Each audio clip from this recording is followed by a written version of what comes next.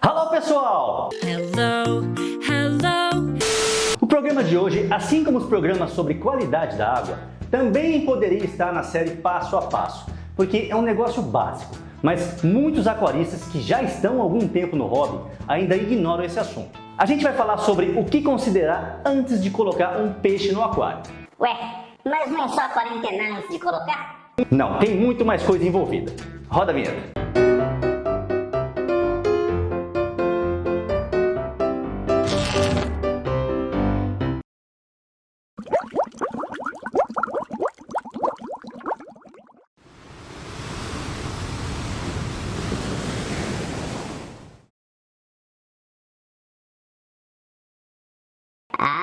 Quero pôr um peixinho novo no aquário. Vou entrar na loja e pegar aquele mais bonitão. Se você pensar algo parecido com isso quando vai adquirir um novo peixe, já está fazendo cagada. Se você está montando o seu aquário agora, o ideal seria você fazer um plano de inserção de peixes.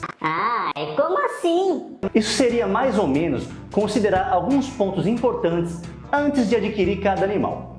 E várias dessas considerações também valem para quem já tem um aquário habitado. Ou seja, você não pode sair por aí entrando em uma loja e levando todos os peixes que achar bonitinhos.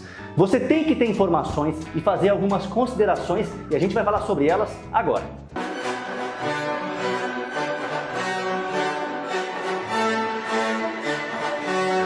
Vamos supor que você tem um aquário de 80 litros. Entra numa loja e vê esse peixinho. Ai, adore! Vou levar pro meu aquário, eu adoro a turma do Nemo! Cara, só que a Dory, que nós aquaristas conhecemos como hepatos, é um peixe que cresce muito rápido. Ele pode passar dos 30 centímetros.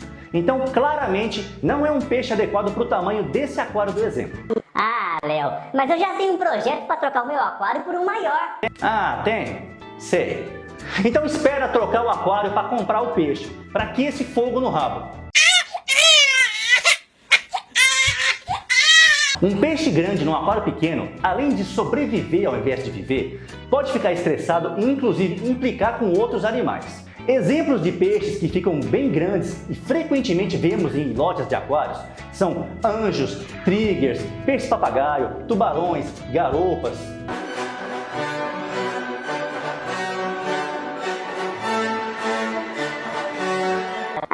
Léo, mas o tamanho do aquário importa? Não é só olhar o tamanho do peixe? Não! No, God!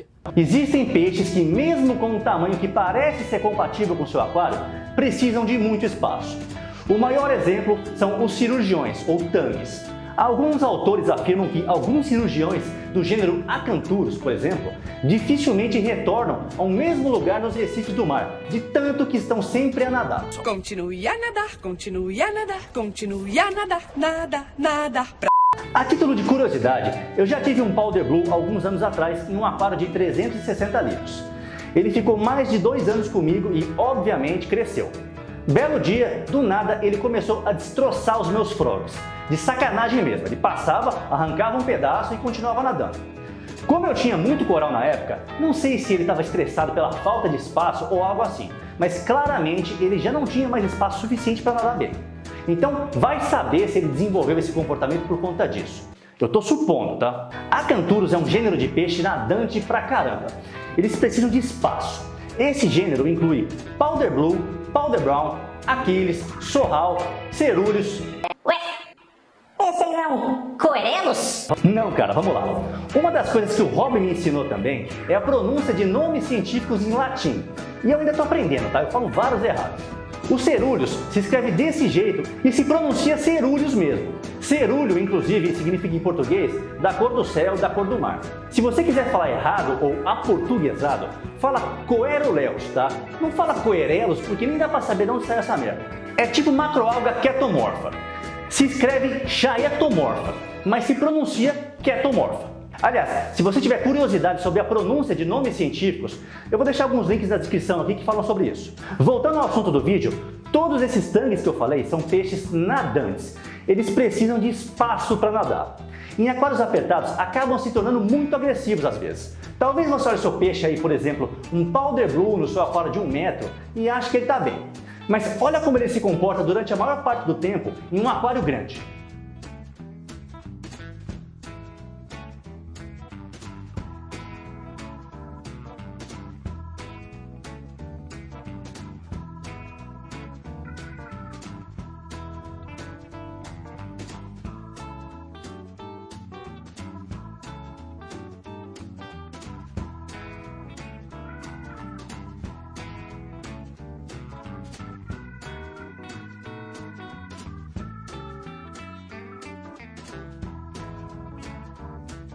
Você percebe que é um peixe que dá umas carreiras longas na hora de nadar.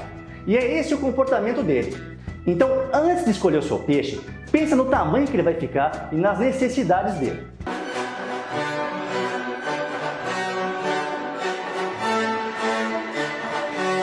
Outro ponto importante a se considerar é o habitat do peixe, ou seja, características do local onde ele vive. Ah, Léo, mas ele não precisa só de água? Não, alguns peixes precisam de substrato para se enterrar, tocas para dormir, outros vivem próximos à coluna d'água e precisam de redes no aquário porque pulam demais.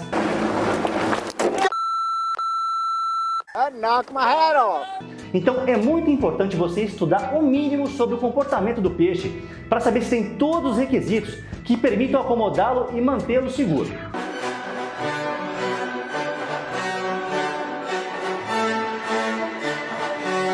Isso é o básico, né? Primeiro porque você não deve comprar um peixe que não esteja comendo ração na loja. Se for um peixe que se alimenta de microvida, aí é outra história. A gente até já viu à venda animais que se alimentam exclusivamente de pólipos de corais, como o long-nose filefish e alguns borboletas, e esses dificilmente vão sobreviver em aquários. E segundo, porque mesmo que o peixe necessite de uma alimentação mais específica, como vongole ou camarão, por exemplo, você vai ter disponibilidade para fornecer isso e o seu sistema vai ser capaz de lidar com a matéria orgânica gerada por conta dessa alimentação sem maiores problemas? Não sei. Então, antes de escolher um peixe, principalmente se você for iniciante, procura começar pelos que aceitam ração e que estejam comendo ração. Os lojistas confiáveis vão te mostrar que o peixe está se alimentando antes de você comprar. Não esquece também de anotar quais rações ele está comendo, porque tem peixe que leva um tempo para aceitar rações diferentes da que ele está acostumado. E numa eventual emergência você vai saber qual que ele aceita para não deixar ele passar fome. Cuidado também com peixes carnívoros. Você não quer chegar em casa e descobrir que o peixe-leão, a moreia ou a garopa que você comprou comeu aquele camarão ou peixinho limpo. Acredite, isso acontece com mais frequência do que você imagina. Quer ver um exemplo? Só queria pedir a opinião de vocês aí. Alguém, por acaso, já viu um peixe-pedra ou já tem um peixe-pedra no aquário? Olha o bicho que eu acabei de pegar. Que animal! Falaram mesmo que qualquer peixe que tiver no aquário, pequenininho, ele vai comer. Mas, por exemplo, eu não quero ter peixe pequeno. Eu só tenho imperador, Odunus niger, eu vou colocar lion, eu vou colocar tang, naso. O único pequeno que eu tenho lá é um algueiro. Mas ainda assim também é brasileiro, tá um pouco acostumado com ele, talvez não pegue, mas se pegar, amanhã foi. Mas cara, a beleza desse animal, eu já tenho aquário há, sei lá, uns 15 anos, eu nunca tinha visto um bicho desse. Quando eu olhei eu falei, puta merda, eu vou levar, achei incrível. Conseguiram me botar o terror antes de eu botar o bicho no aquário já, hein, puta merda. Então galera, eu tô lendo ali mesmo, eu acho que eu vou separar ele, eu vim ter uma reunião agora 2h30. Vou fazer a reunião com o cliente aqui e vou pra lá. O que eu fiz? Eu fiz uma redoma de pedra em volta dele, que está se adaptando no aquário ainda, então ele provavelmente não vai querer comer agora. E eu vou colocar ele no meu SAMP, já falei com o lojista que eu comprei, me empolguei mesmo, e daí eu comecei a ler sobre isso. O lojista ainda, eu liguei agora, ele garante pra mim, falou, cara, ele não vai pegar temperador, ele tem várias espécies dessa família, fique tranquilo que não vai pegar, mas cara, tudo que vocês estão falando aí eu tô levando em consideração. Comeu? Comeu o quê? Parou. A moreia. É mesmo? Olha, então não comeu? Vocês viram isso? Ah, você quer Caralho, ver? eu gravei! Eu quero ver. Que tesão. A moreia é rápida, pesada. Ele tentou comer a moreia. Vamos dar uma coisa pra ele.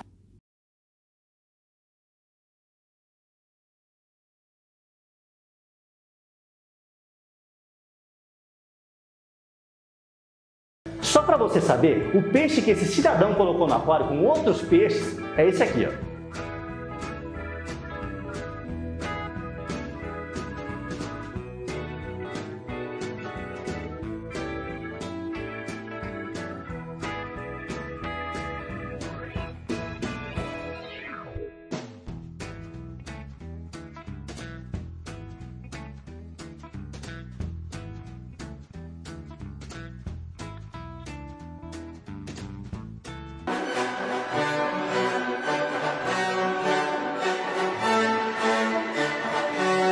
Essa resistência aí não tem nada a ver com política, tá? E fazer da resistência a nossa resposta. Ela diz respeito a quão sensível é o peixe escolhido. Alguns peixes marinhos são sabidamente mais sensíveis que outros. Por exemplo, peixes palhaço, donzelas, blênios, pseudocromes, rabbit fishes são bastante resistentes. Ah, e tangue, não tem nenhum? Dos tangues, os mais resistentes são do gênero Zebrasoma, que inclui yellow tangue, escopas, sailfin, desjardins. Além deles, o hepatos também é um peixe muito resistente. Em contrapartida, a gente tem um monte de peixe que é mais chato de manter, como borboletas, que o mais conhecido é o copperband, centropídeos ou anjos anões, que o mais conhecido é o flame angel, além de zânclos, tangues como Aquiles, ântias, entre muitos outros que são um pouco mais chatos de se manter, seja por alimentação, resistência ou adaptação, e que vão exigir um pouco mais de experiência do aquarista.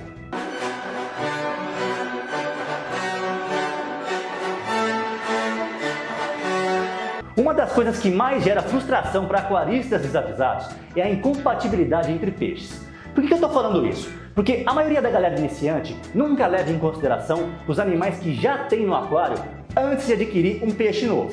Aí coloca um peixe que bate nos outros, que come coral e fica chorando tentando entender onde errou. Mas onde foi que eu errei? É extremamente importante você levar em conta os animais que já tem no seu aquário antes de adquirir um novo peixe. Muitos peixes são extremamente agressivos com outros do mesmo gênero, ou até com peixes menores, outros são muito territorialistas, outros podem comer seus corais. Claro que existem técnicas para reduzir a agressividade, como usar uma caixa de aclimatação, dividir o aquário com uma placa de acrílico, deixar o peixe mais antigo no SAMP por um tempo, mas não deixa de fazer uma pesquisa e comparar a compatibilidade com o ambiente que você tem antes de adquirir qualquer animal.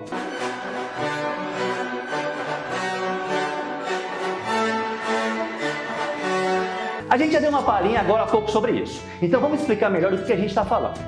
Você não pode deixar de levar em consideração a situação atual do aquário antes de sair chumbando peixe nele. Se o seu aquário é novo, não é aconselhável você sair colocando um monte de peixe ao mesmo tempo. Por que eu estou falando isso? Porque você tem que pensar em peixe como se fosse produção de bosta dentro do seu aquário. Push! Oh, God! Essa produção vai fazer diferença principalmente nos níveis de nitrato e fosfato do seu aquário, que podem levar ao aparecimento ou proliferação de algas indesejáveis. Se você não tem ideia do que eu estou falando, assista nosso programa sobre controle de nutrientes. E isso dito, não precisa ser um gênio para deduzir que o melhor a se fazer é aumentar a produção de carga orgânica aos poucos, ou seja, colocando peixes aos poucos, até para não correr o risco de elevar os níveis de amônia caso seu sistema não consiga lidar com a carga orgânica gerada.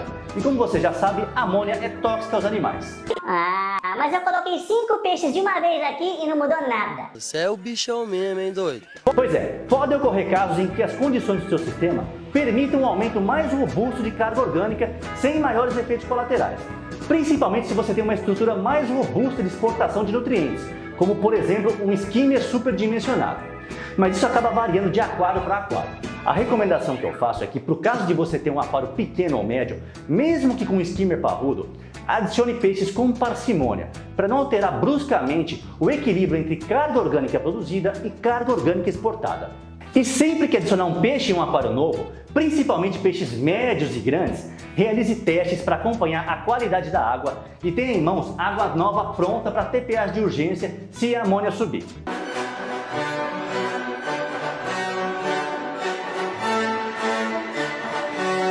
Esse tópico é basicamente você escolher o peixe para ter uma função útil no seu aquário.